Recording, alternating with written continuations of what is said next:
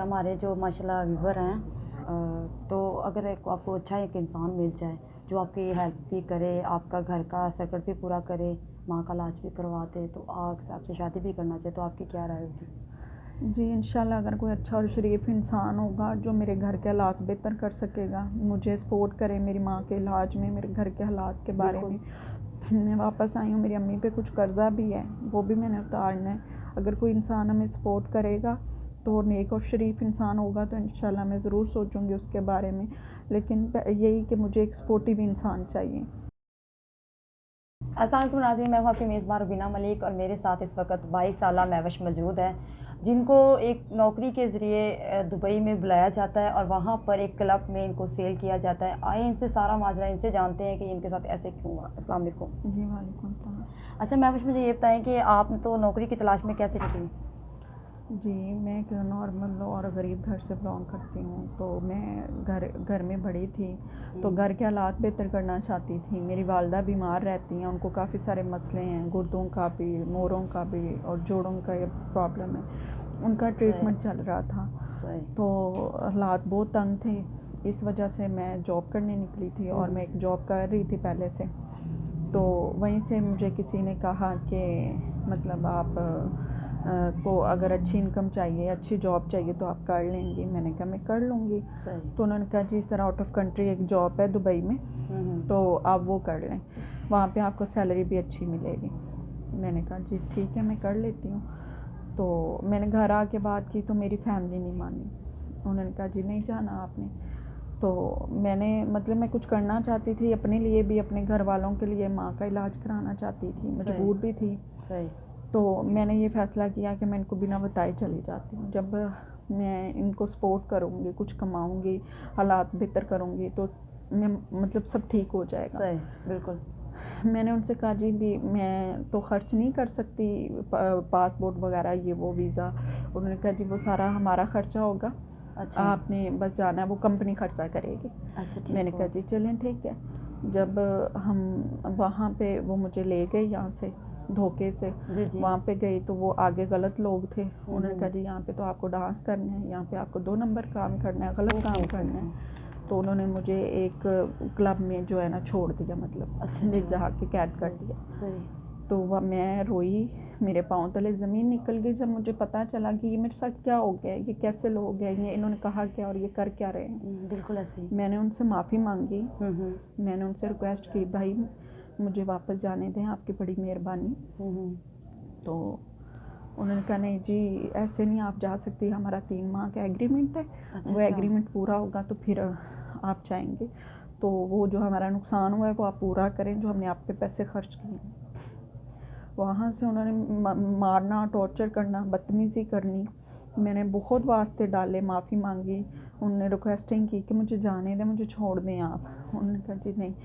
तो फिर उन्होंने कहा कि आप एक शर्त में जा सकती हैं, आप पहले डांस सीखें इनसे, अगर आपको नहीं आता तो फिर आप करें और 3 माह पूरे करें, उसके बाद आप जाएं। जब आप डांस सीखने लगी तो उसमें कभी ऐसा होता था, कभी आपको जिस्म फरोज़ी के लिए भी लेके जाते होंगे? जी वो जब बाकी बच्चियों को भेजते थे तो मुझे भी साथ मारते थे, भेजते थे, लेकिन मैं नहीं जाती थी, मैं मार खाती थी उनसे। मैं ऐसी ज़िंदगी जीने से मरना कबूल करती बेहतर था, मैं वो नहीं कर सकती थी। ना मुझे डांस आता था, ना मैं कोई गलत काम करना चाहती थी। फिर उन्होंने कहा जी आप डांस सीख लें तो आप वो करें। वहाँ से उन्होंने मुझे कहीं पे भेजा बच्चियों के साथ डांस के लिए कि आप इनका डांस देखेंगे, ये किसी फंक्शन पे जा रही हैं। जब मैंने वहाँ पे गई तो वहाँ पे काफ़ी सारे और भी लोग आए हुए थे। मैंने वहाँ से वॉशरूम के बहाने में निकली, मैंने एक भाई को बुलवाया और मैंने उनसे रिक्वेस्ट की कि अपनी बात बताई सारी कि मैं इस तरह धोखे से आई हूँ, उन्होंने मुझे कैद किया हुआ है, ये सलूक मेरे साथ करते हैं, तो आप मेरी मदद करें, खुदारा मुझे यहाँ से निकाल लें। तो बहुत वास्ते डाले, उनके पाँव पकड़े, मैं रोई पीटी। तो उन्होंने कहा कि चले मैं आपकी मदद करूँगा, मैं आपकी हेल्प करूँगा आपको यहाँ से निकालने के लिए। अच्छा, जब आप डांस के लिए वो आपको बोलते थे या वो गैर जिसको हम जिस्म फरोज़ी कहते हैं, उसमें आपको कपड़े कौन से देते थे पहन के? वो तो वहाँ के ओल्ड, आपको पता ही है फैशन लेवल जिस तरह के होते हैं कपड़े, मतलब स्लीवलेस और बहुत वो अजीब व गरीब, मतलब मैं नहीं वो पहन सकती थी। मतलब शिद्दत आपने पूरा अपना सहा है, लेकिन आपने अपने जिस्म पर आँच नहीं जी आने मैंने दी। बहुत तकलीफ़ें बर्दाश्त की उनकी, बहुत जुल्म बर्दाश्त किए, लेकिन मैंने हार नहीं मानी।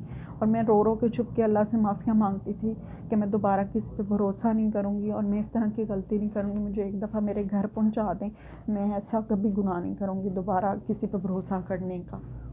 तो अब वहाँ से फिर कैसे निकली? क्योंकि आप तो वहाँ पे बिक चुकी थी, तो वहाँ से कैसे निकली?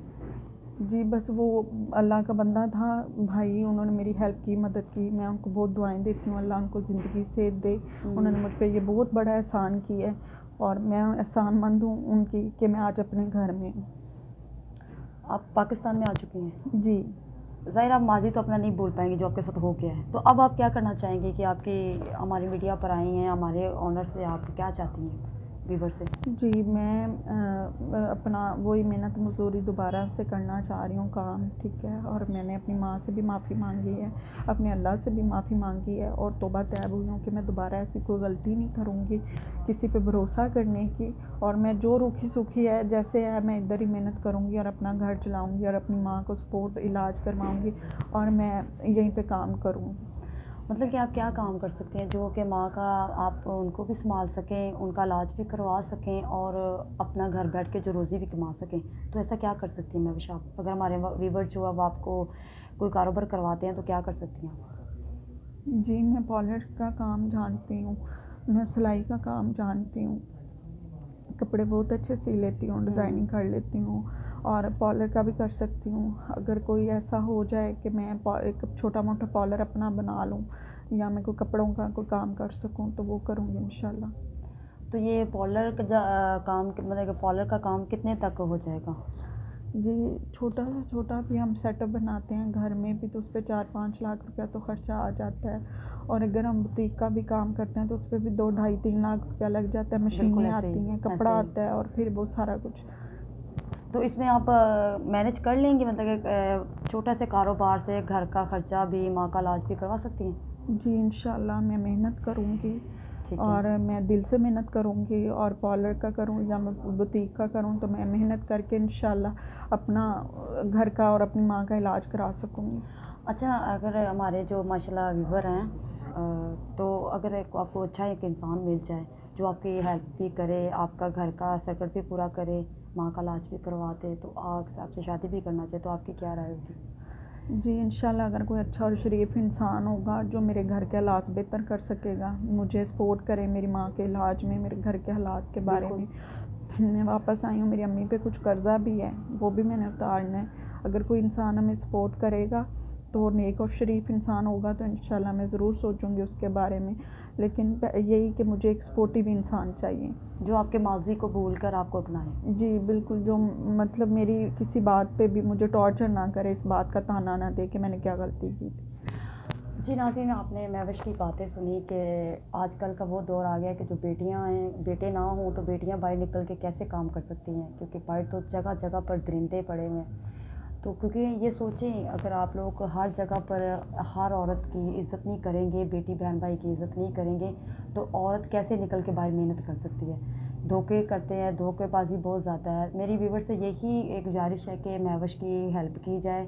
उसने तौबा तक की है कि उसके साथ इतना बड़ा हादसा हुआ, उसके बाद वो पाकिस्तान में अल्हम्दुलिल्लाह आ चुकी हैं, लेकिन वो अब चाहती हैं कि कोई एक अच्छा इंसान हो जो मेरी हेल्प करे, मेरे घर को सपोर्ट करे, मेरे माँ बाप को इलाज करवाए।